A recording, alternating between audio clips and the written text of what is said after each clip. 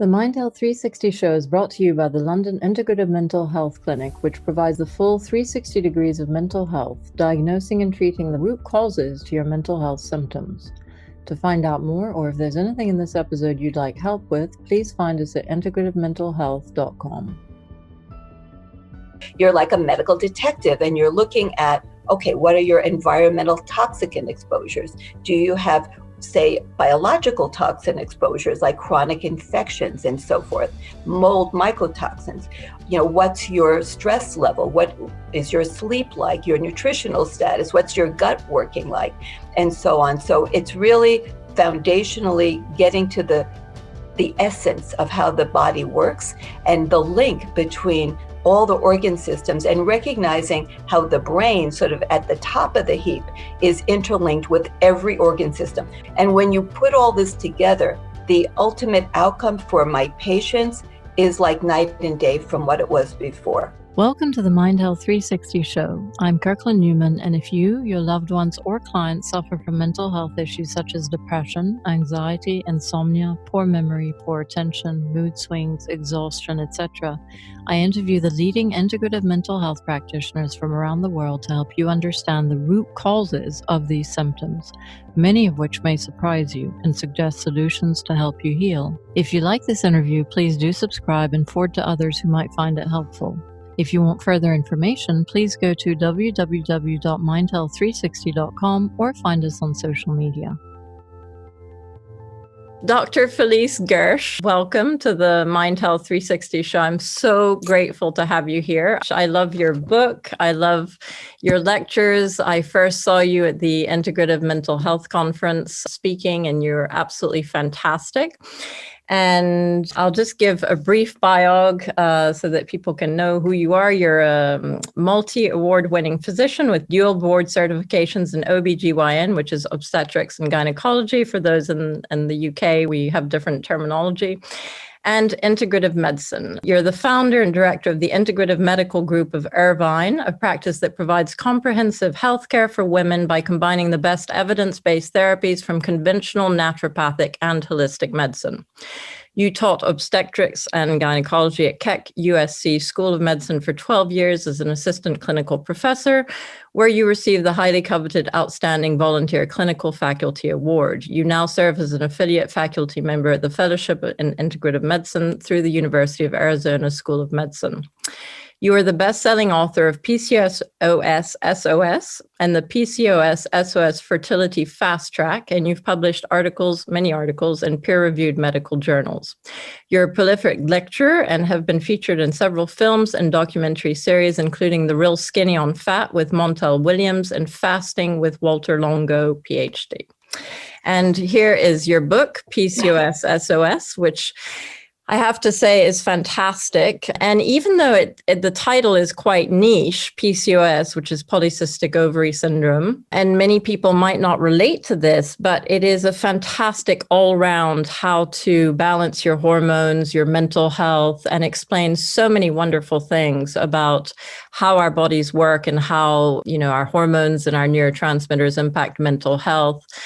And you cover so much ground that I would recommend this to anyone suffering from PCOS, obviously, but also people who are just interested about hormones and mental health, because it's a really great book. And one of the things I'm fascinated by is sort of your story, because you started out as a conventional OB-GYN, delivering babies and doing all the things that OB-GYNs do. And then you gradually sort of moved into integrative and functional medicine and trained as a functional medicine practitioner.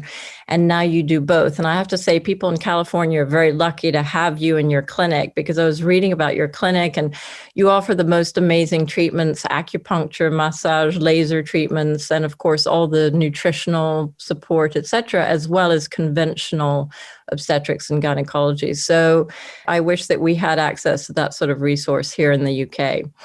So can you tell us a little bit about how you got into integrative mental health and why you felt that that was a necessary move for you? Oh, absolutely. Well, I always knew that there was much more to helping women optimize their health than giving them pharmaceuticals and doing procedures on them. So very early in my career, in my practice, I brought on board what I called my ancillary services. So I brought on board a doctor of Oriental medicine. She could do Chinese medicine, acupuncture, herbals, and such. I brought in a psychologist, a nutritionist, a biofeedback specialist. So I brought in a whole slew, my massage therapist, and I felt like I needed to add more. But until I actually had a little free time on my own, which was when I stopped doing obstetrics after 25 years of chronic sleep deprivation, and I had more sleep, a little bit more time, and I started thinking about what I was really doing for my patients. And I realized that my therapeutic toolbox was really limited, and there had to be more, because my fallback was, well, if you're in the reproductive age group, you give birth control pills for everything. And I saw so many side effects, including mental health side effects, which have now been quite prolifically written about, that you can actually create anxiety and depression and even increase suicidal ideation in women who are young, who are put on oral contraceptives. As well, I saw what was happening as women were aging and they went through the menopause, and I saw so much emotional issues and anxiety, depression, and metabolic issues. I saw them all intertwined. And yet when I researched it, I saw almost nothing written about it. It was, well, this is just what it is. You put women on an SSRI. That seemed to be the go-to. So for women, once they hit menopause, you just put them on an SSRI. And for women who are younger, you just put them on oral contraceptives. And if things got really bad, you took out their organs. I mean, that was what was out there. And I said, this is crazy. Why are we doing this? There has to be so much more. So I started going on my personal journey to find some answers. And I started taking all kinds of courses with no particular agenda other than trying to learn. So I took courses with chiropractors and naturopathic doctors and nutritionists. And at one point I ended up in Portland, Oregon, and I was taking a course, and there was one MD. I was the only MD in the audience, and one of the speakers was an MD. And I went up to her and I said, Dr. Low Dog, you and I are the only MDs in this entire room. Everybody else is a naturopathic doctor, and I'm so lost. I just know I have to find ways to help my patients through their journeys in terms of their physical health, mental health, because I saw it was all intertwined. And she said, well, after talking to you, I know you're qualified. In 2 weeks, the Fellowship in Integrative Medicine at the University of Arizona is beginning a new class.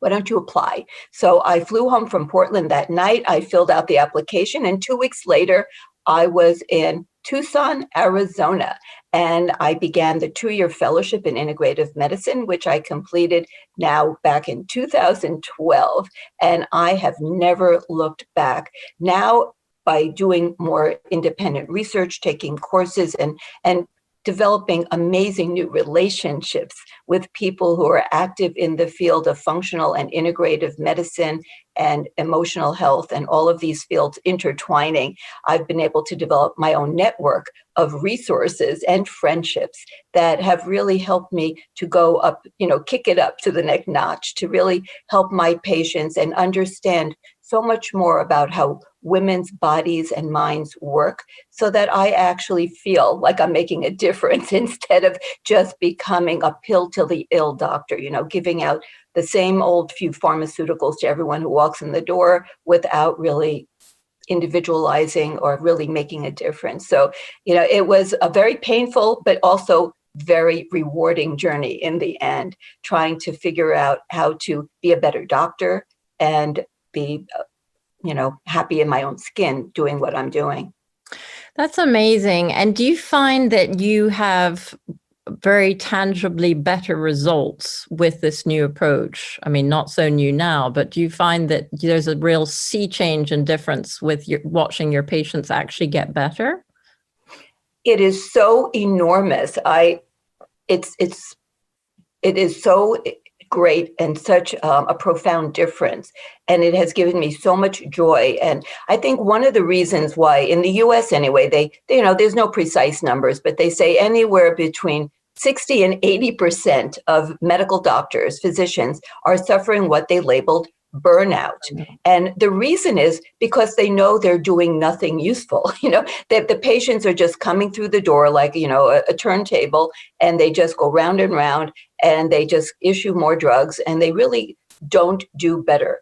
I have found that by incorporating lifestyle medicine, every aspect of lifestyle medicine, incorporating different types of fasting, time-restricted eating, utilizing all forms of mind-body medicine to help my patients to incorporate like how to regulate the autonomic nervous system, which doesn't get its due, in terms of what that really means when you have a dysregulation of the autonomic nervous system and how that impacts every organ system.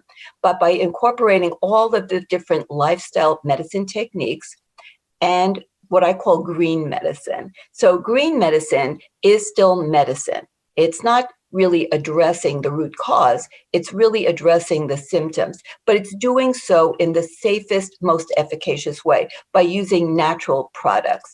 And anyone who has watched television or read anything about pharmaceuticals knows that although some can be life-saving, I'm integrative, I'm not alternative. So I do still access pharmaceuticals and surgical procedures when they are appropriate, but I see them for what they are and I put them in their place. But when you have a pharmaceutical, the array of potential side effects is huge because what they're trying to do, and this has turned out in the long haul to be sort of a false narrative, is that you're trying to alter some basic foundational pathway in the body. But the reality is that there is nothing that is a single tasking enzyme or pathway. Everything is replicated throughout the body in various organ systems, and the same neurotransmitter, for example, can have varying effects in different organs. So if you block or enhance a neurotransmitter, you're going to have a whole array of side effects. If you block or enhance an enzyme, you're going to have, once again, a whole array of side effects, some of which can be just incredibly terrible, in fact, life-threatening and life-altering. So when you use green medicine, you're using something that's found in nature. Now, these can also be toxic, so you have to know what you're doing with them, but they're found in nature. So the body is more adapted to utilizing and eliminating them through our natural pathways. So it's much better, for example, to use a phytoestrogen or say a cannabis product that is sort of naturally attuned to working with our own endocannabinoid receptors than to use some pharmaceutical that's going to have many, many untoward, say, effects in the body. So, you're trying to work with green medicine, but also with green medicine, I try to think of it as a bridge to health, not a lifetime commitment to being on an array of herbs either, or, natural medicines. But once again, sometimes we need these aids while we're working on the fundamental underlying issues, which is, of course, the foundation of functional medicine, is looking at the function of the body, saying, why is this happening? And it's so intellectually rewarding as well, because I'm getting to do all of my thinking processes. It's so good because you're like a medical detective and you're looking at, okay, what are your environmental toxicant exposures? Do you have, say, biological toxin exposures like chronic infections and so forth, mold mycotoxins? What's your stress level? What is your sleep like? Your nutritional status? What's your gut working like?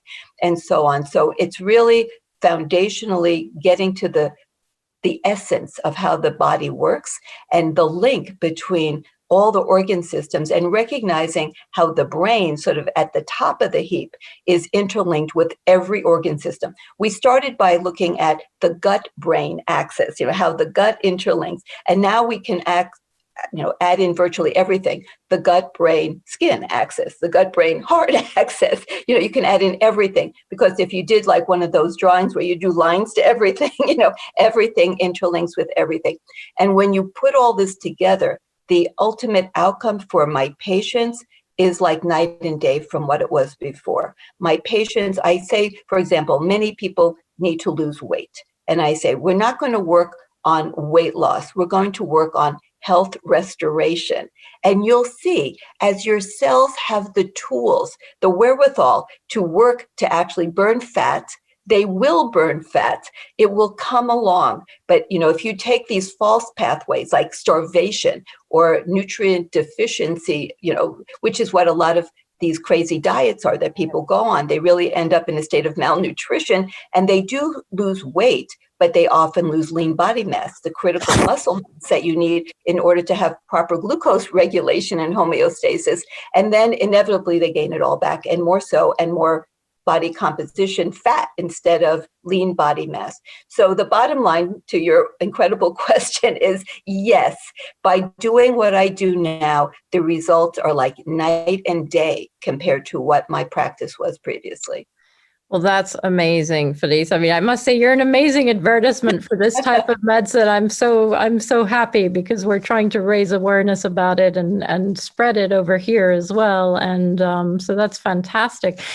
And so it's very interesting. I hadn't really thought much about this concept of green medicine, but you have two things. You talk about the root causes, which, as you say, is, how the organs are functioning and how they're functioning in a system. And then green medicine, which is sort of the equivalent of pharmaceuticals, but they're green pharmaceuticals to help you with the symptoms while you address the root causes. And if we go to the root causes for a bit, obviously, your specialization is pretty much everything. But in terms of hormones and neurotransmitters, how would you say, for sort of the layperson, that hormones and neurotransmitters are so crucial to our moods? And I've heard you speak, for instance, on estrogen, and you're so inspiring, and you come away thinking, oh my God, if you have low estrogen, then you're basically screwed. But if you can tell us a little bit about the link between our hormones and our mental health, and also the key hormones and neurotransmitters for mental health, both for women, but also possibly for men, because I know that, some of our men listeners might be interested, even though I know that women suffer 4 times more mental health issues than men. And I've always thought there's probably a hormonal component to that, but would love to hear you on that. Well, hormones, to understand what a hormone is to understand how important they are. So hormones are the information delivery systems of the body. Think of them as the language of the body. So a hormone can be made in one organ and then delivered throughout the body to other organs. In that respect, it's called an endocrine hormone. It's an endocrine system produced hormone. So for example, ovaries make hormones like makes testosterone, it makes estrogen, progesterone, and then these hormones are put into the bloodstream and then they circulate and they have effects elsewhere. But an organ can make the hormone and use it in the organ itself. That's called paracrine. You can even have a hormone made within a cell, and that's called intercrine. So you can actually have these signaling agents and these communicators made in a whole variety of ways. So in women during the reproductive years, estrogen, progesterone, testosterone, and the ovaries make 50% of the testosterone that circulates in the female body. The other half is made by the adrenal gland. But in the reproductive aged woman, all predominantly of the estradiol is made in the ovary, and then the progesterone as well. That's where the dominant production occurs, and then it circulates. And these hormones are delivering information. So if you look at we'll take estrogen. Estrogen in the form of estradiol, the form that's made by the ovary, has receptors in essentially every single organ system. I look at estrogen in the form, I'll just call it estrogen, but I'm talking about estradiol. It is like the glue that links every function in the body in the female together to make it one whole and one functional whole. And it's what links metabolic functions to reproductive functions. And of course, all of that is linked to brain function. So it all links together because nature wanted a healthy woman to be fertile and reproductively successful. You can't have reproductive success in a woman who is metabolically unhealthy. That would mean she can't produce, store, or utilize energy properly. So that would be someone who's extremely underweight or extremely overweight, or has a great deal of inflammation and metabolic dysfunction across all the organ systems. So estrogen tries to modulate and keep it all working smoothly and harmoniously. And like I said, that includes the brain, and there are receptors everywhere for estrogen. So in terms of neurotransmitters, for example, in the brain, if we just look at the brain, there are actually neurons called serotonin neurons that make serotonin, that key neurotransmitter that makes us feel calm and happy and help us to sleep, because from serotonin comes the sleep hormone, which of course does a million other things, called melatonin. And without having adequate estrogen in the brain, and during the reproductive years, most of that estrogen is coming from the ovaries. Some of it is also produced locally in the brain. That's important to know. The brain produces estrogen locally on site, but it loves estradiol. It does not like estrone. There's 3 types of estrogen: estradiol, estrone, and estriol. And estradiol is the dominant one made by the ovary. It's the one that the brain loves. Estrone is also converted from estradiol, but the brain doesn't really like it that much. And when you are postmenopausal, you don't have very much estradiol in your brain compared to during the earlier years. And this has a tremendous impact why after menopause, mental health issues really dramatically rise. And in women who've previously, for example, had issues with depression and anxiety after menopause, their brain is really in an estrogen deficient state.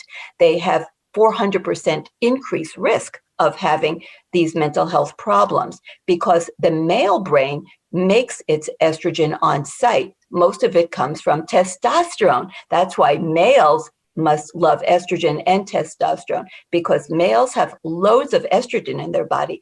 But all estrogen, this is not well understood, all estrogen comes from androgens.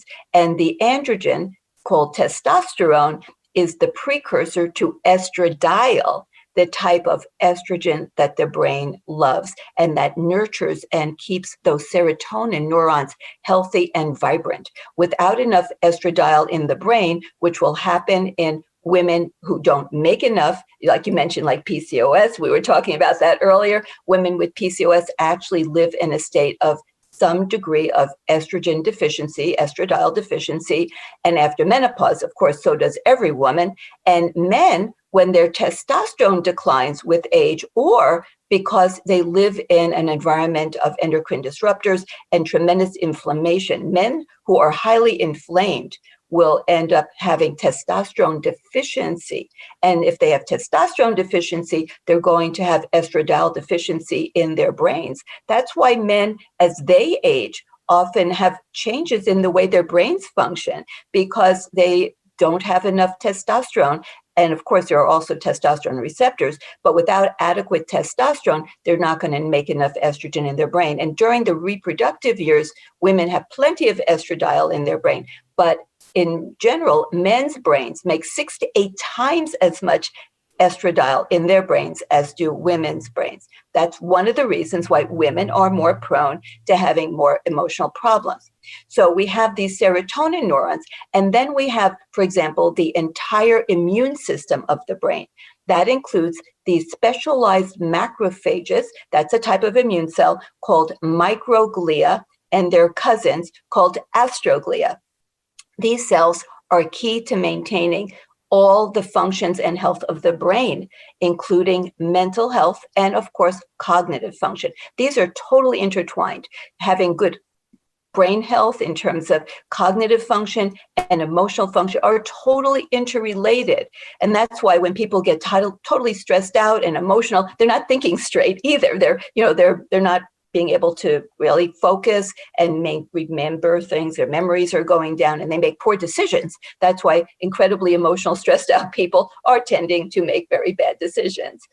So yes, these are all intertwined. And estrogen, it turns out, there are receptors on these immune cells in the brain, these microglia and the astroglia, also known as astrocytes. There are receptors for estrogen. Estrogen helps to maintain them. I call it immunomodulation. So they are in different states. So the microglia, for example, are like the surveillance system of the brain. So they are naturally just sort of in a quiet state of surveillance normally. They're watching out, they're seeing what's going on. And then if toxins get into the brain, if there's brain damage, like traumatic brain injury, if there's an infectious agent that gets into the brain, then they transform into this crazy state where they become totally active and they run around and they try to deal with this problem, this trauma, this injury, the damage, or the infection. And at that point, they start secreting these enzymes that are like dissolving enzymes. And now they're designed to dissolve damaged tissue so that the brain can resorb it and then lay down new healthy tissue.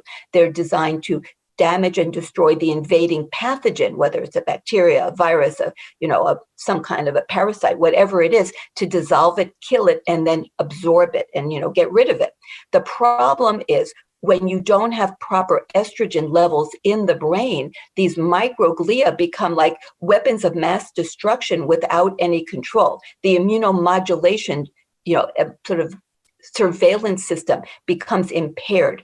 And these cells, these microglia, they start secreting their enzymes like crazy at the least provocation, like the littlest thing, and they start putting out these enzymes and they start destroying natural healthy tissue as well as any damaged tissue. So basically they become destroyers. They're like landmines that just go off, when they shouldn't. And that's what happens with aging that can promote more neuroinflammation, which of course is now found to underlie every type of brain problem, is related to neuroinflammation. Now, this can be triggered by a lot of other things that come into play. For example, if you have endocrine disruptors, things that will interfere with the proper signaling or receptor function of the estrogen, of course, that can also interfere. So we live in a complex world that can really damage the way our bodies were designed to interface between these hormones and neurotransmitters.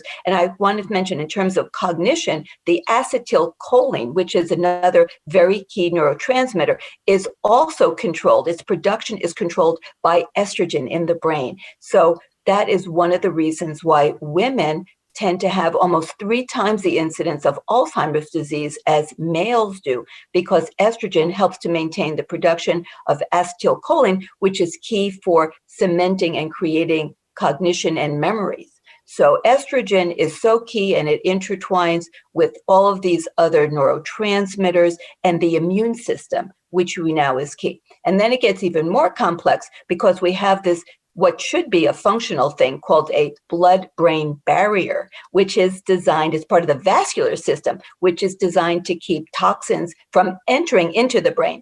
Now, this is a vascular situation, which is also controlled by estrogen, because estrogen has receptors throughout the vascular system. Every artery, all the lining cells called the endothelium, are all involved with estrogen.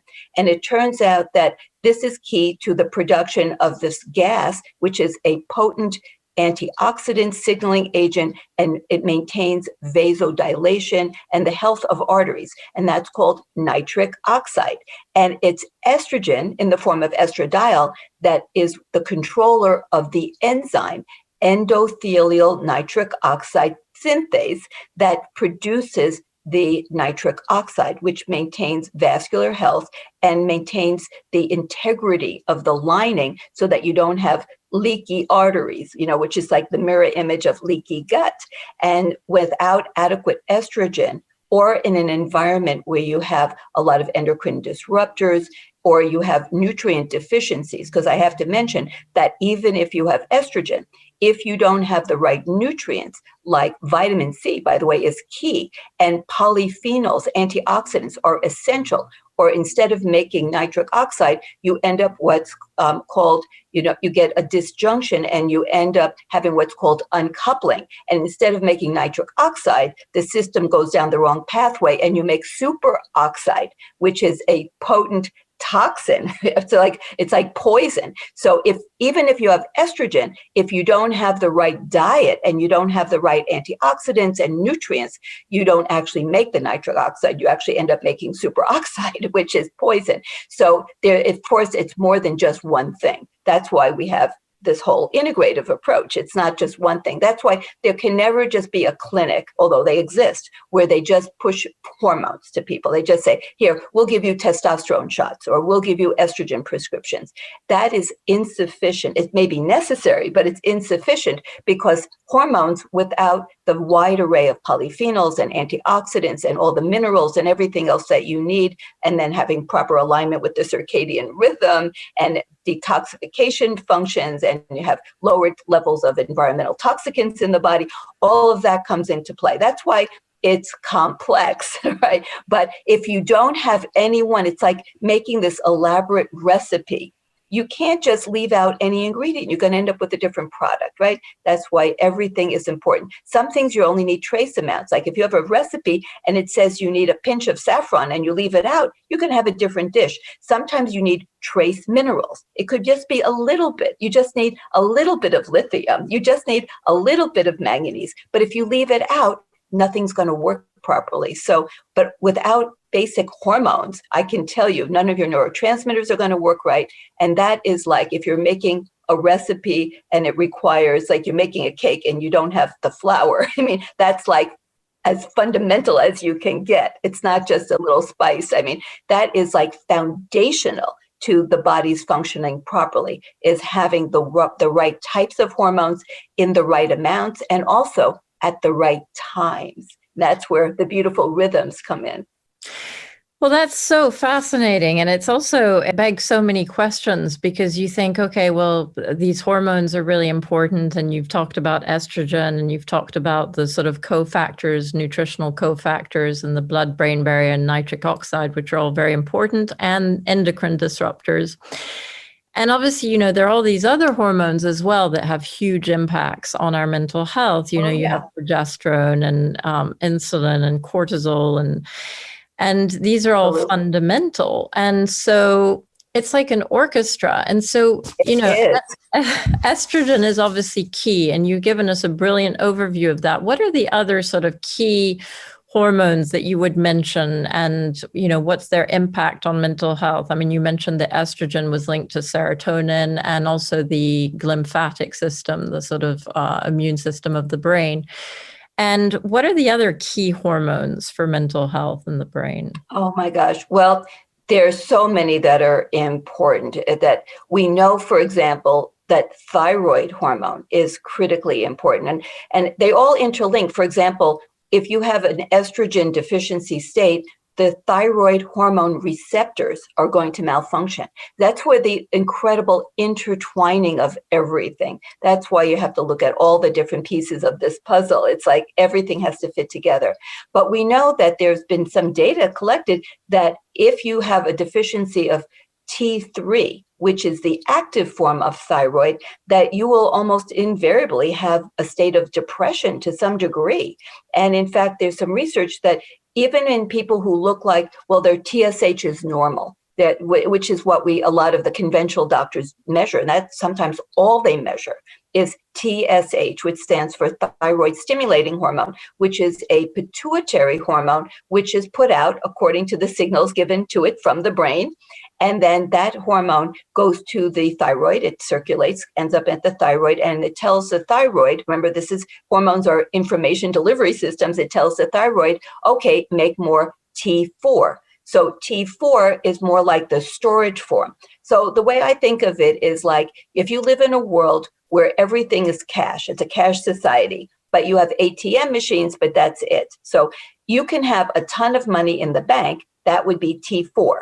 So that's the storage form. But then when you want to get some food, you're hungry, you have to go into the store, it's a cash world, and you go and you can't say, you know what, I have a lot of money in my bank account. Can I please have, all of this food? The store will say, well, I'm glad you have all that money in your bank account, but we take cash. Okay. So there's an ATM machine out there, go get some cash. So you go to the ATM machine and it's broken.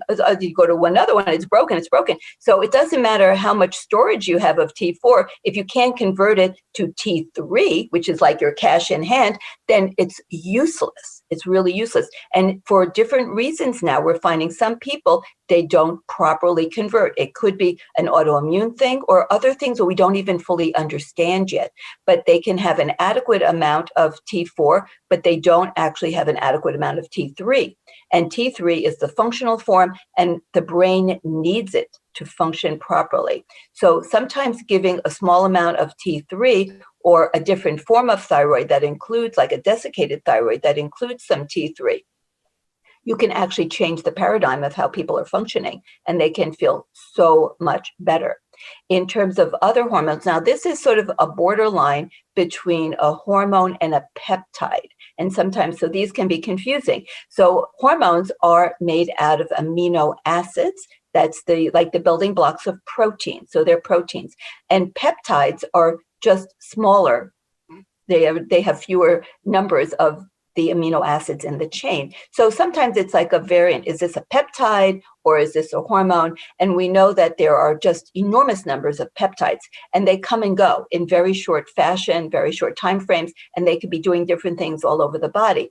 But one of the sort of peptide / hormones that I've been looking into more recently is oxytocin. So oxytocin is in women, because I take care of mostly women, is known as the love and bonding hormone. And it's what comes out. And when women have their new babies and they have all this oxytocin that's surging in them, and they look and the baby looks at them and they look at the baby, and it's like just love, and they bond. So it's the loving bonding hormone. And for a variety of reasons, people may not be making enough. It could be partially aging, endocrine disruptors. We know that you need to have adequate estrogen in the brain to make adequate oxytocin. It also links to appetite. So we know that oxytocin helps in the brain to control appetite. And people who have dysregulated appetite, like women who have binge eating disorder, which is very prevalent, they often have dysregulation of oxytocin.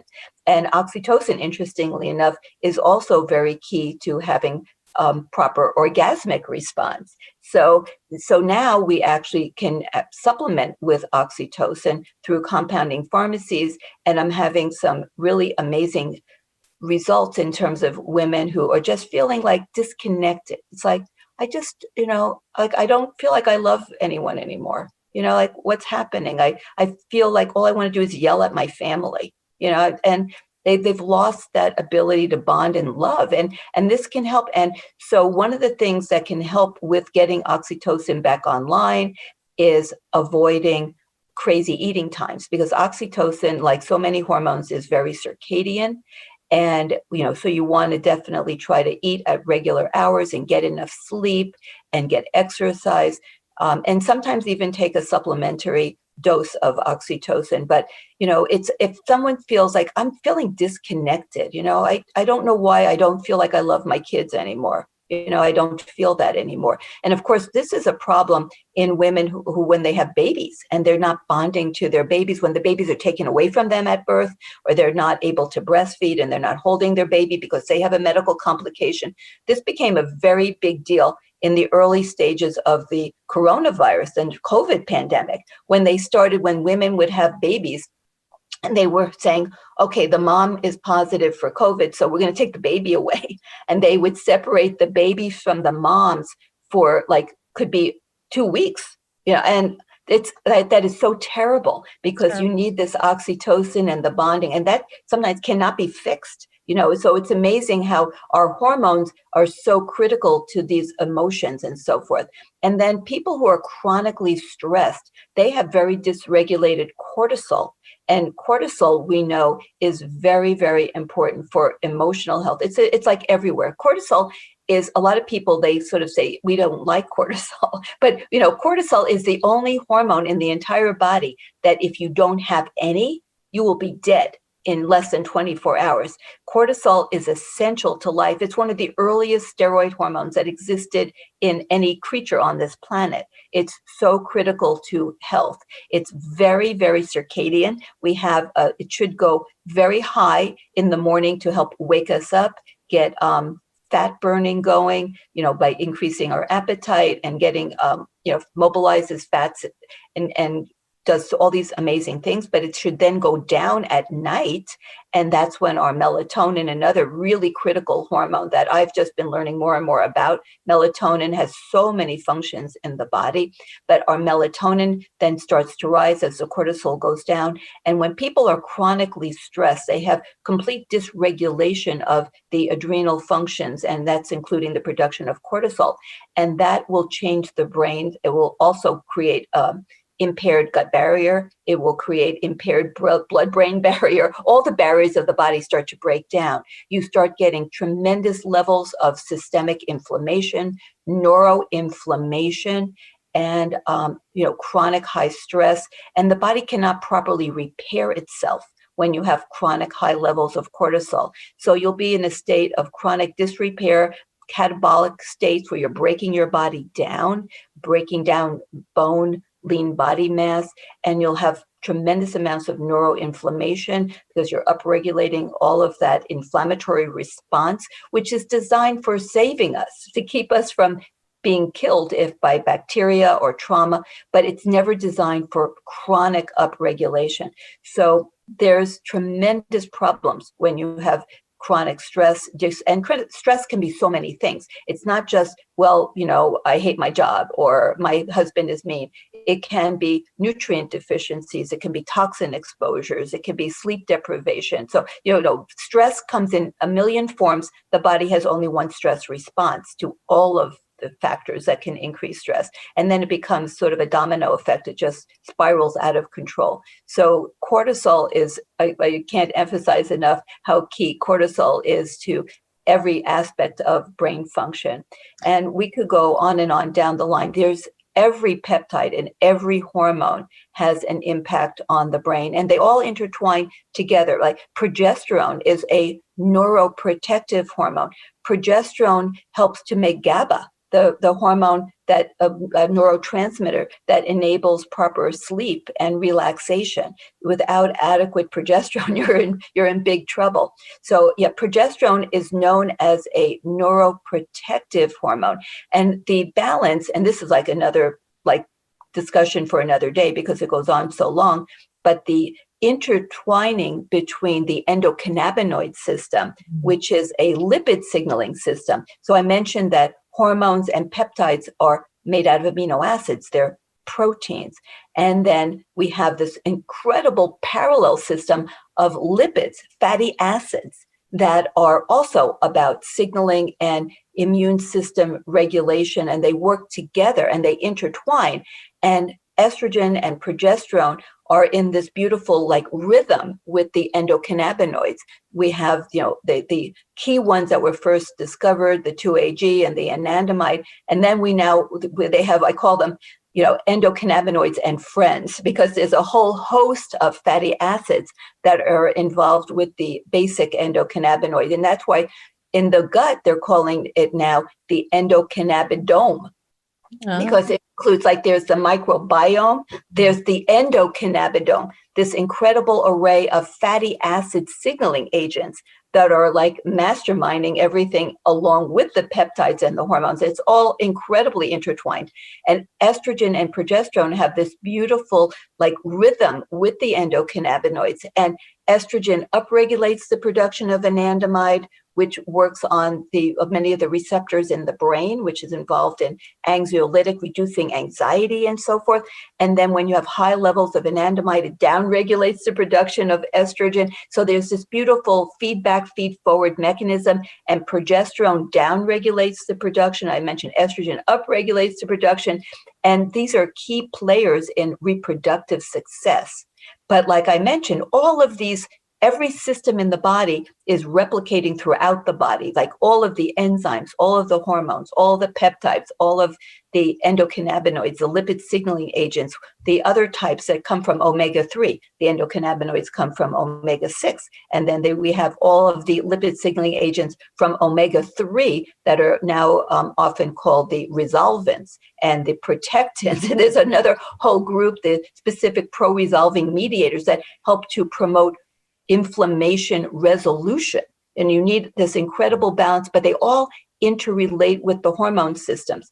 So you can see how if you have deficiencies in certain foods, if you're not eating healthy types of omega-6 fatty acids, or you have imbalances, you're not consuming enough of the essential fatty acids that are the omega-3s, then you're going to have these imbalances as well in these critical lipid signaling pathways that are so involved in the brain as well. We know there are receptors on all the immune cells for all of these types of lipid signaling agents. So it's so complex and it all intertwines. That's why we need every bit of this to work together.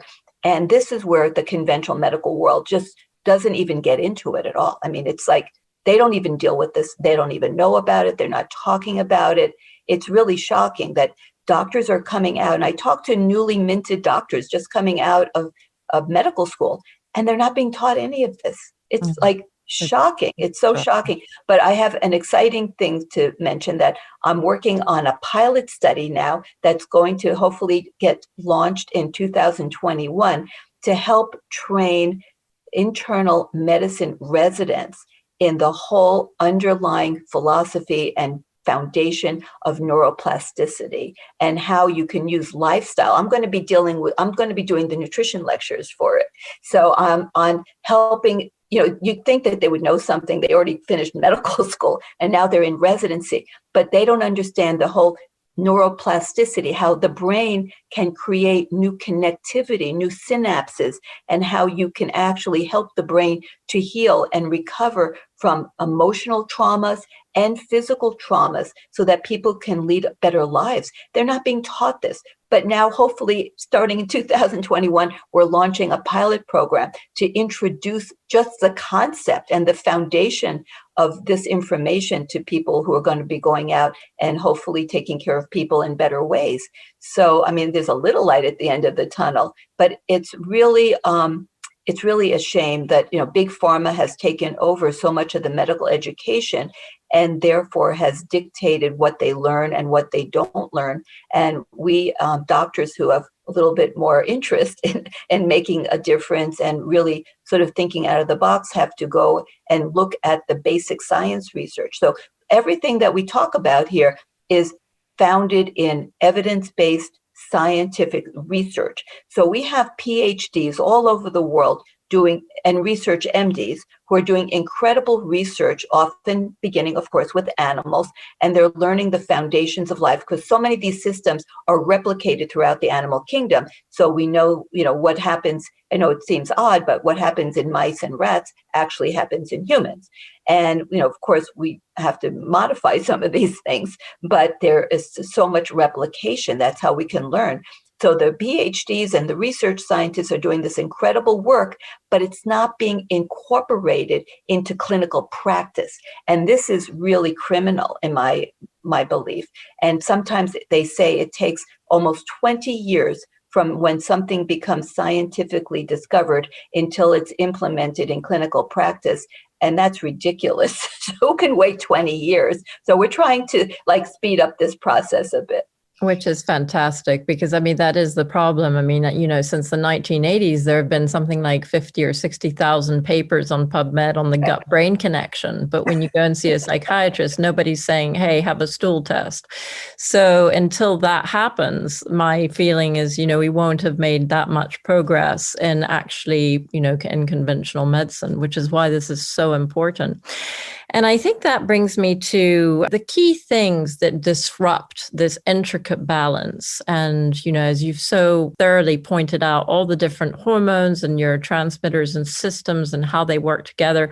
There's one that I wanted to mention also, which we haven't mentioned, which is insulin, which I think is very important. Mm-hmm. And maybe you can touch on that. But in terms of, what are the things that are disruptive? And you mentioned a few. You mentioned poor nutrition and toxins, et cetera. But what would you say are the key sort of top factors that disrupt this intricate hormone balance in terms, which will then point us towards solutions of what we can actually do to restore this balance? Well, that's the perfect lead into insulin, because many of these lifestyle choices interrelate with insulin. So in terms of just touching on insulin, so insulin is also essential to life. Like type 1 diabetics don't make insulin because of an autoimmune problem, which destroys their beta cells. And so which make insulin, and they don't make it. And they will die because you need insulin. That's why it was a wonderful breakthrough when they discovered how to, first get insulin from other animals to use in humans, and then ultimately manufacture human identical insulin. That has been life-saving and life-transforming for type 1 diabetics. So we know insulin is essential for life, but like so many things, too much of a good thing and you're in trouble. So we live in a world now where so many people have far too much insulin at any particular time, at every time. So insulin should be finely regulated, and it's made by the pancreas, but a great deal of it is controlled by the liver. Okay, so what happens when you have the wrong microbial population in the gut? We call it gut dysbiosis, which is now pretty much epidemic because of not eating the right foods and eating the wrong foods and eating foods at the wrong times. So you end up having the wrong microbial population, and therefore you don't have the right beautiful mucus protective coating that keeps the lining cells, called the enterocytes, to keep them safe and protected from toxins that could be in the intestinal tract. And then you have the wrong microbes that make these toxic byproducts called lipopolysaccharides, also known as endotoxins, toxins from within. So what happens when you have this situation, which is now epidemic, these toxins and these products actually get through the gut lining, which we call that leaky gut, impaired gut barrier, and the immune system surrounds the gut, which we call the GALT, gut-associated lymphoid tissue, and these cells start exploding with their inflammatory products called inflammatory cytokines, which then circulate throughout the body, including crossing into and just damaging the blood-brain barrier and causing the neuroinflammation that we touched on. As well, when you develop this state of chronic low-grade inflammation, that produces insulin resistance. So it makes it so that the insulin that you make doesn't work properly. It alters its functionality. So the glucose that you have, and glucose is not evil, glucose is the primary energy source for cells of the body. But of course, we have the backup system called fat, right? The fatty acids, and the body should be able to seamlessly go between the two to create energy sources for the cells and particularly for the brain.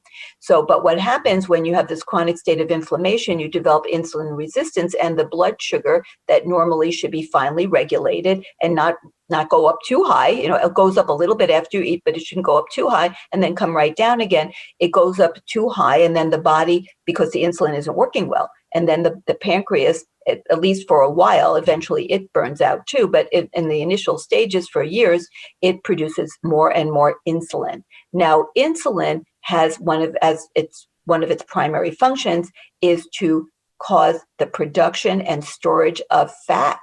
So now you're making fat, and it's dysregulated because of the inflammation. So you're producing that unwanted belly fat, that visceral fat that's around the internal organs.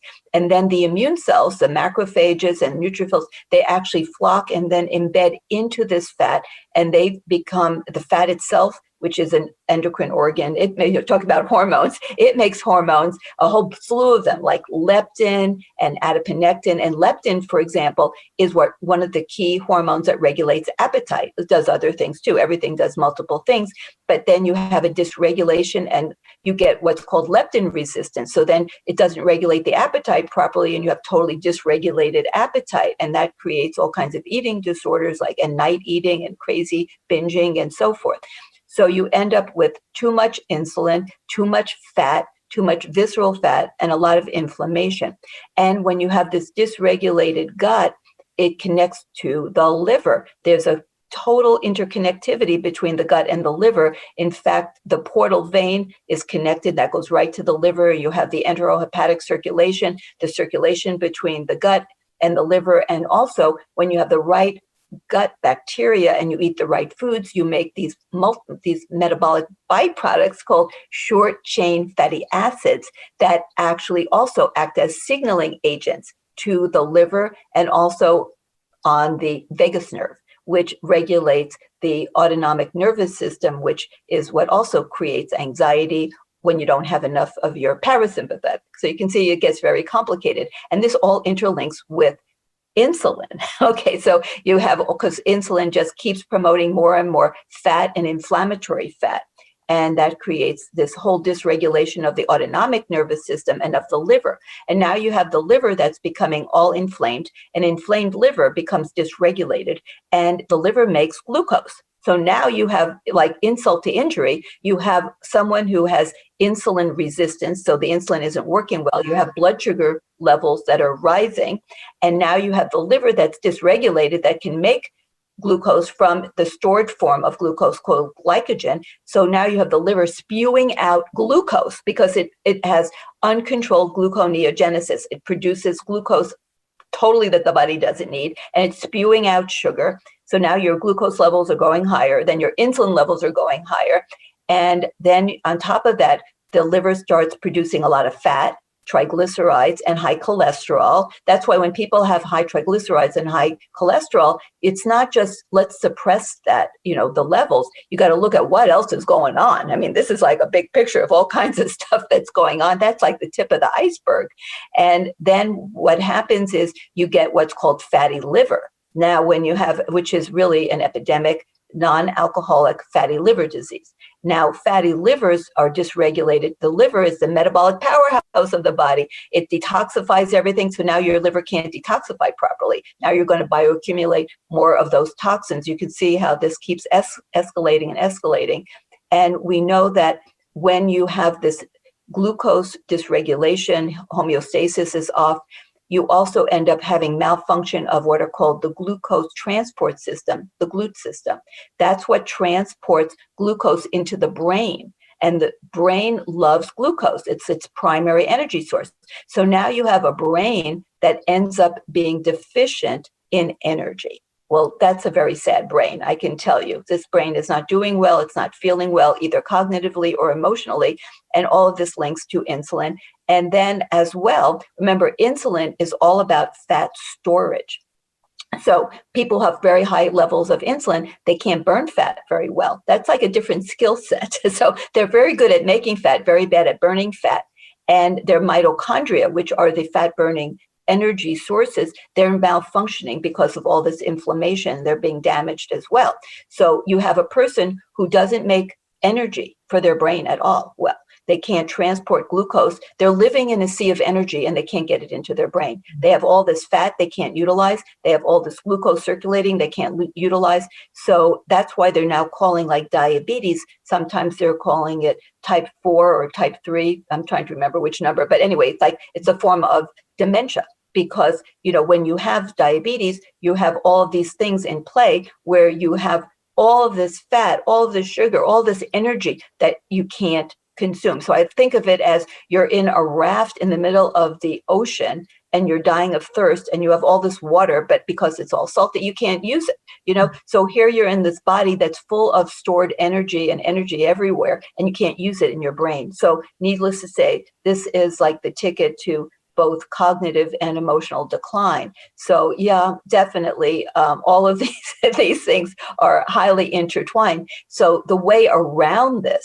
is to start eating the right foods. You have to nurture your gut microbiome. This is so critical. You have to heal your liver. There was just a paper just published, I was reading this morning, that looked at vegan. Now, I'm not for a long-term vegan, but because you can modify this, and just have a little bit of animal if you like. But they found when you eat high amounts, and the data is coming out that if you really want to transform the body that's already in trouble, you have to eat like 9-10 cups of vegetables and fruits a day, with more of it being vegetables and fruit. That's a lot, granted, but that's because this body is desperate for nurturing the gut microbiome with polyphenols, antioxidants, and fiber. And the brain is desperate for these nutrients and so forth. So you definitely, for people to turn things around, you need to eat tremendous amounts of fiber. You need to eat tremendous amounts of plant-based polyphenols and antioxidants. And the proteins that come from plants are the best utilized for growing and sustaining the musculoskeletal system that people don't realize. Yeah, the data is that plant-based proteins are better for female bones than animal proteins. Really?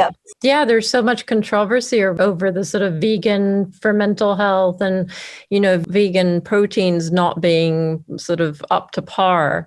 So you have to get B12 in there, make sure.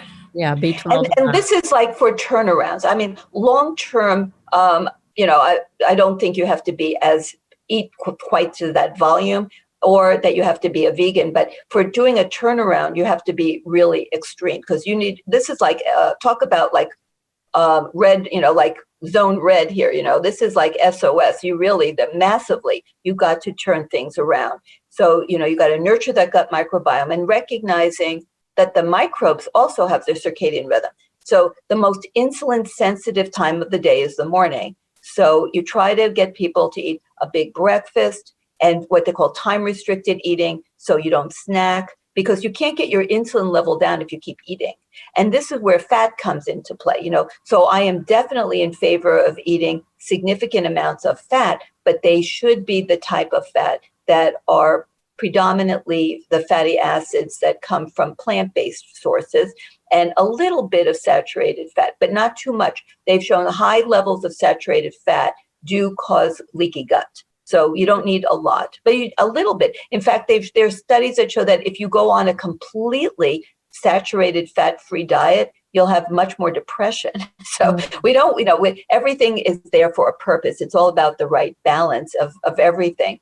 So, you really want to get also, oh my gosh, sleep is so important. So you've got to do everything you can to get people to sleep and get that melatonin. During the night is around 2:00 in the morning. At the same time you get that melatonin surge is when you get the big blood flow surge to the brain that helps clear it out. And we know that, like you mentioned, lymphatics, the brain has its own lymphatic system for clearing things, but nothing works properly if you don't get adequate sleep. So you've got to look at every lifestyle thing. And then sedentary lifestyle is very promotional to high insulin resistance and problems with metabolic health. So fitness is amazing. We know from mental health that exercise works better than SSRIs, and that's been shown in studies. And we know that it does increase what we call like endorphins, which is like our natural opioid system, which is so key to immune function and mental health. So, and sunlight is medicine. So sunlight, we actually have receptors in our eyes that take in the sunlight, and from the sunlight, we actually produce serotonin. It triggers it, not directly, but it triggers the neurons that connect to the serotonin neurons that cause them to produce more serotonin. So sunlight makes us happy. That's why they do light therapy. I use a lot of light boxes, and I'm in California where the sun is out a lot, but nevertheless, a lot of people live indoors. They never get out. They're all like shut-ins nowadays too. So light boxes can be very, very beneficial, but sunlight is medicine for mental health and physical health. So, there's so much that we need to incorporate to help people who are already unhealthy, and that is a very significant population. And for people that are healthy and they want to maintain it, they just have to stay true to the cause, and maintain all of these healthy lifestyle habits, because you can't like be like lax, you just have to be always vigilant about staying on track to stay the course with all these healthy lifestyle choices.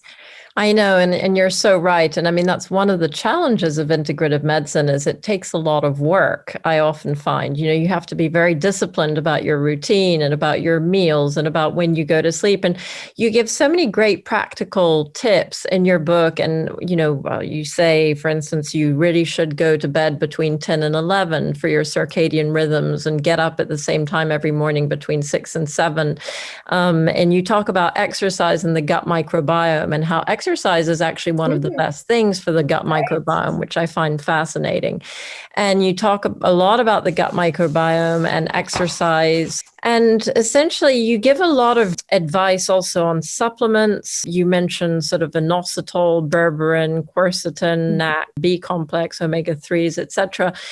And then you talk a lot about circadian rhythm restoration. And I think that's really key. And it's something that we don't hear about a lot. And so if you could sort of take us through how you establish circadian rhythm restoration, why it's so important, and then gut health. What are your key things for gut health? And then inflammation, how do we reduce inflammation? And what are your top tips essentially for reestablishing harmony in this whole sort of symphony that we're trying to manage daily for our health? Well, let's give a few really easy takeaways. So number one is eat breakfast, okay? So that's the meal that most people skip. And that's, like I mentioned, the time when you're most actually attuned, not just with insulin sensitivity, meaning that your blood sugar will rise the least when you eat the food in the morning. So we always say, I think I put in my book, if you have to have dessert, have it with breakfast, because your blood sugar will have the smallest rise at that point. And so your insulin levels will also rise the least. So try to have as much of your food, and think of food for breakfast as any kind of food, like dinner for breakfast. Don't think of conventional breakfast foods. And I love any that food too. will go. And so just start with that. And then the other thing is stop snacking, because you got to get that insulin down. And you know, insulin and blood sugar have to stay nice and level. If you keep eating, that isn't going to happen. And the gut microbes, it's all interlinks. They don't know what time it is except by when you feed them.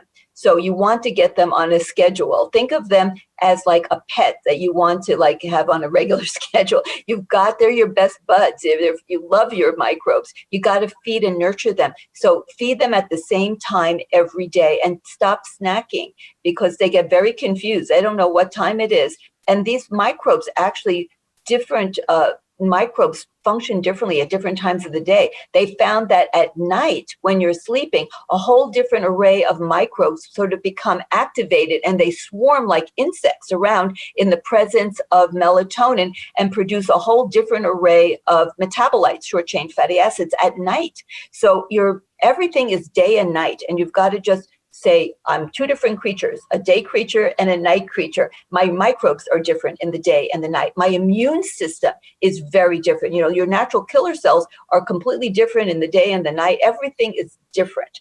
Like your immune system is very regulated differently. They're now doing research on, for example, if somebody is going to have a therapeutic of any sort at different times of the day, they call it chronotherapeutics, giving therapies.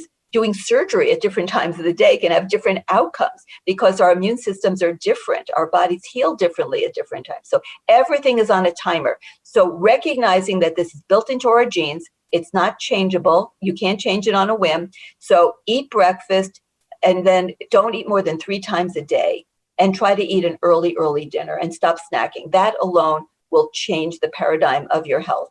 The next thing is, as you mentioned, like going to bed and trying to get into the rhythm of sleep. And to keep people getting adequate melatonin, you have to have the room very dark. I always sleep with a sleep mask, because my room has just too much ambient light, and I don't have blackout shades, because I don't like waking up in the morning to a black room. I mean, that's the problem. You got to like make your trade-offs here.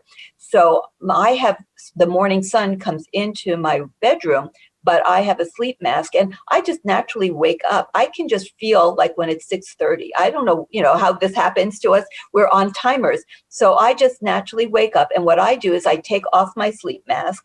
I don't know what time it is, but I just know it's about 6:30.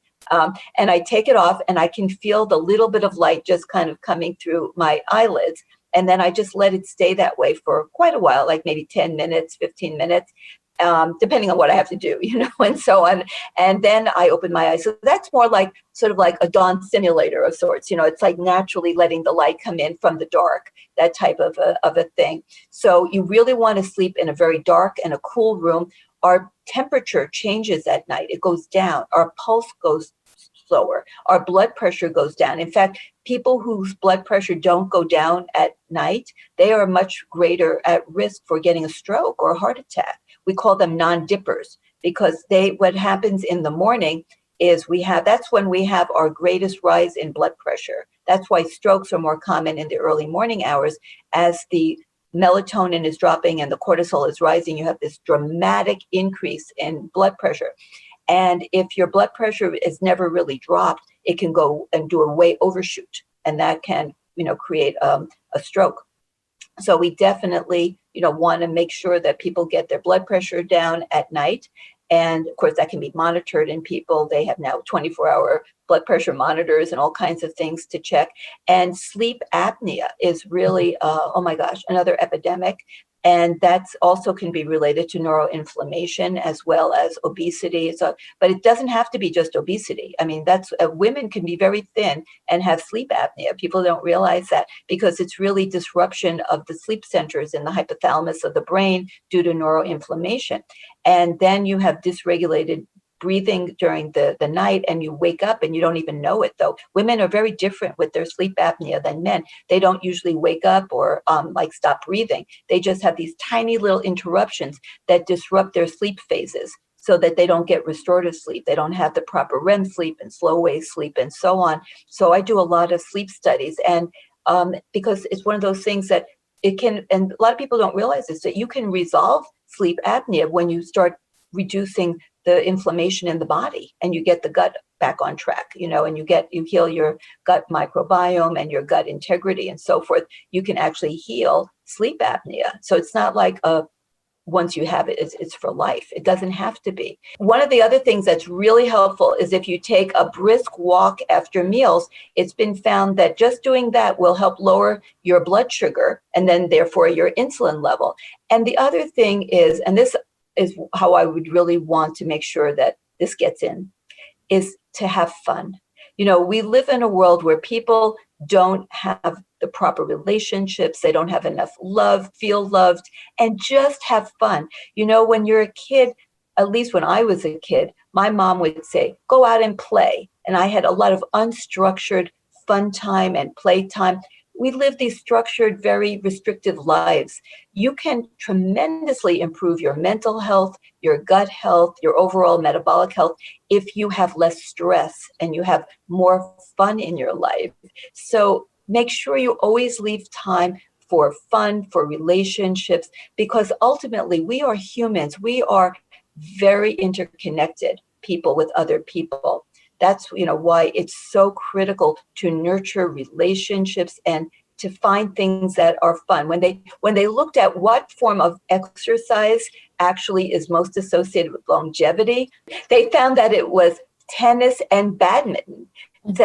And that's because you cannot play tennis or badminton by yourself, So, and they found that any of the sports that involve teams and other people were much more associated with longevity than solo sports, or even the least of all the successful sports was going to the gym by yourself.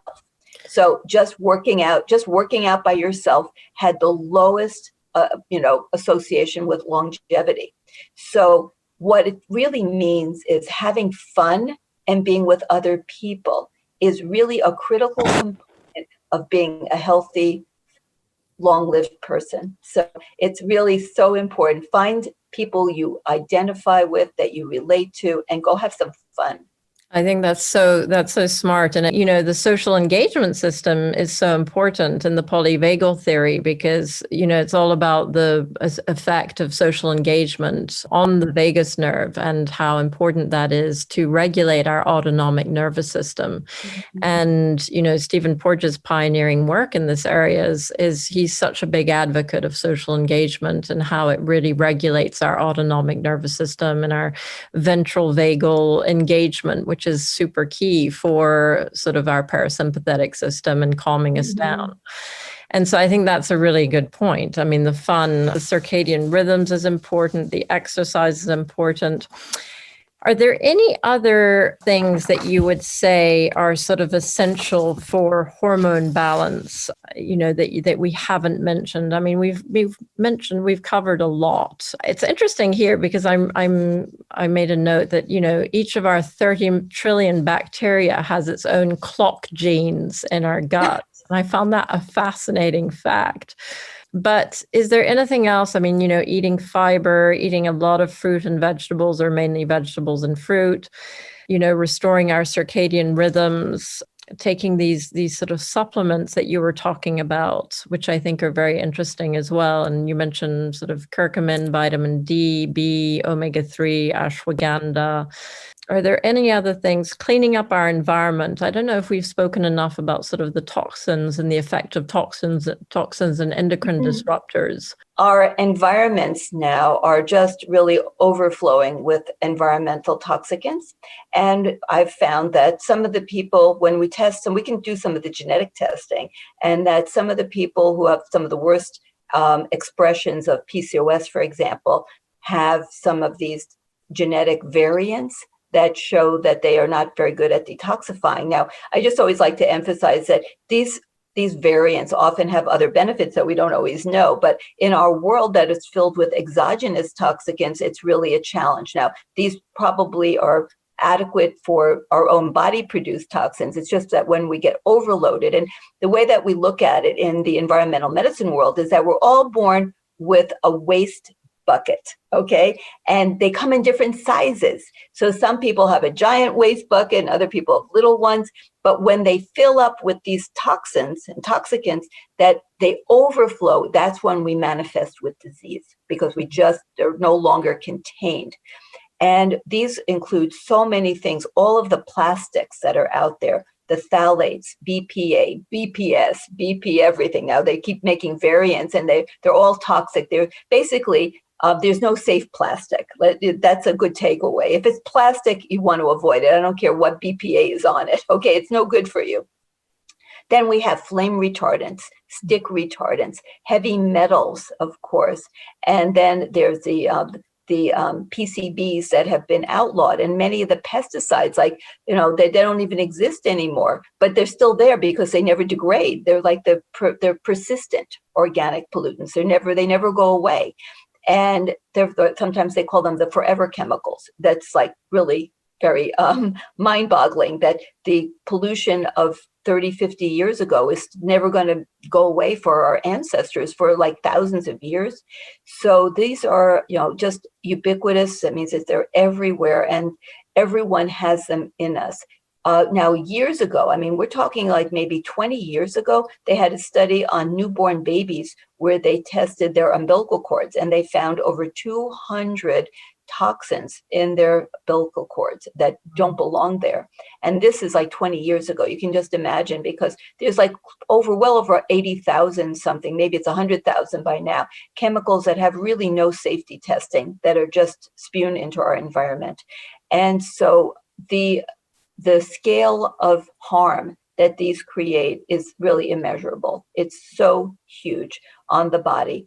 So we have to do everything we can to try to reduce our exposures and to improve our body's capabilities to eliminate them. So reducing exposures means try as hard as you can to buy organic foods. Pesticides, herbicides, weird chemicals, scents, flavors, and all these things, emulsifiers, stabilizers, none of them belong in the human body. We know artificial sweeteners do as much harm as overloading on sugar in terms of predisposing to diabetes. So please, if it's not made by nature, don't eat it, okay? That's why I say organic, farm to table, skip the middleman for just about everything. Maybe if you get a glass jar of organic stewed tomatoes, that's the only ingredient, something like that. That's about it. Everything else, try to go from scratch, old-fashioned, farm to table. And then try to avoid plastic. Try to use glass, stainless steel.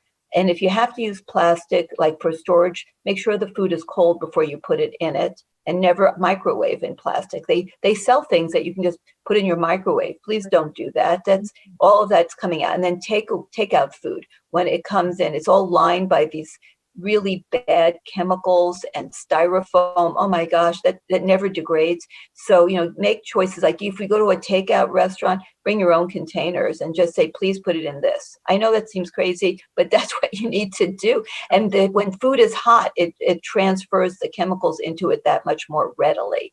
And so, make the best choices you can. It just pains me when I think of the different toys and things I gave my kids, like they were chewing on plastic. Who knew in those days? And then they put BPA in baby bottles, and then you would give it to them. And just so make the choices that you can to lower toxin exposures. Don't spray your house with pesticides. Try to use natural pest control methods. And as much as I don't like ants and spiders, as long as they're not, recluse spiders and such, the spiders control the ants. Try to use, remember, ladybugs help to control insects. Try to use natural means. Like there's organic gardening, and then there's and farming, and then there's agribusiness chemicals. Try not to support the agribusiness chemical industry. They're not there to help you, I can assure you.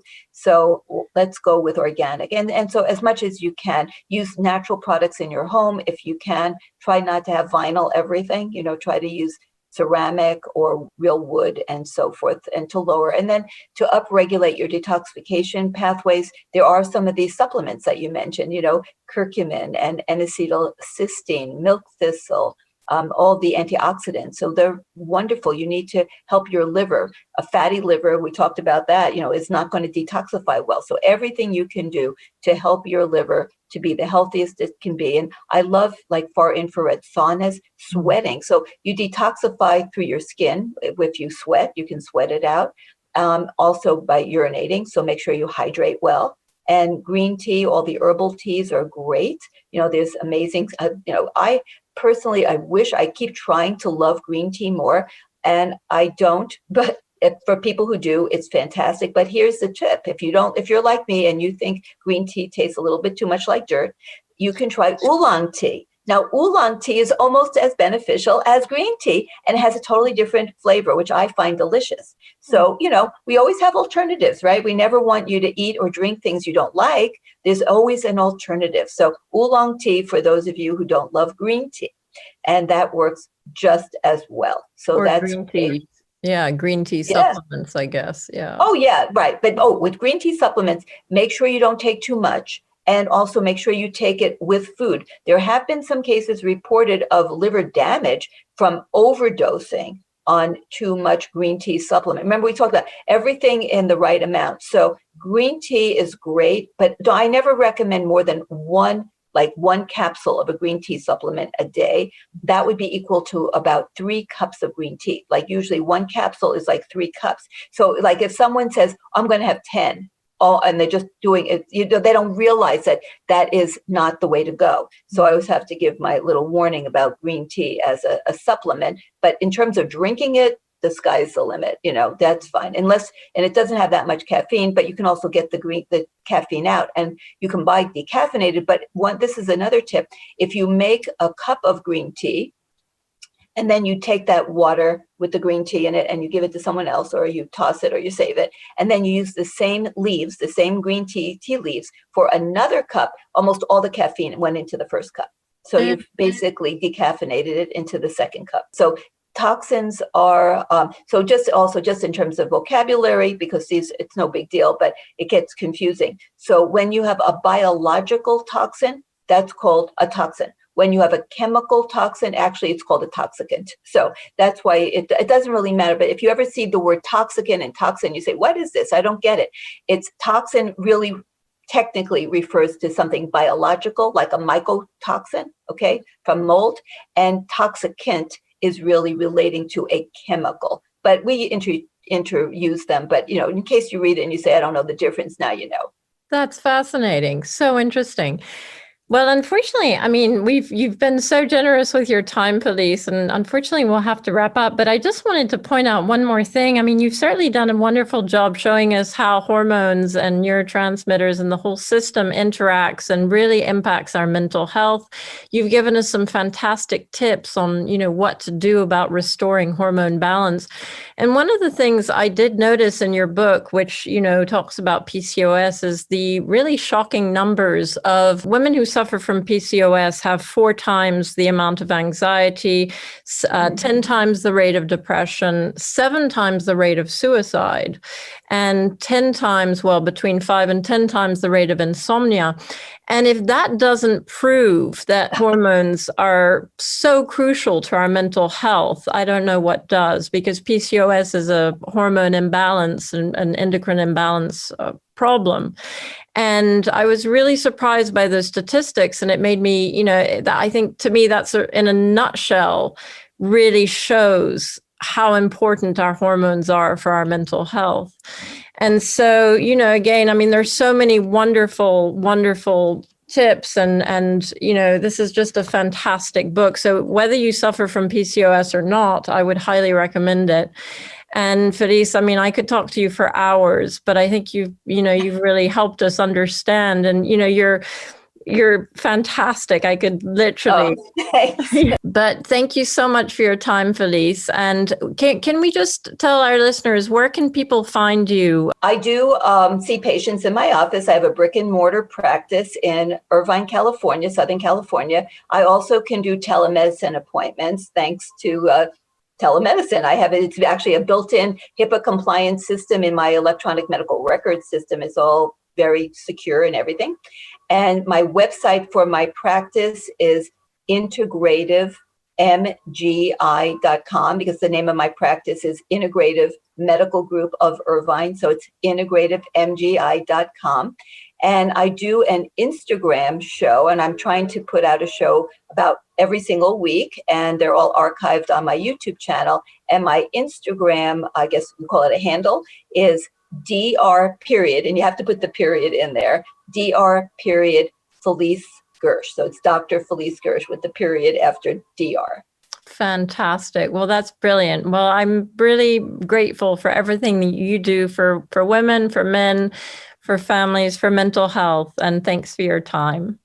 My pleasure.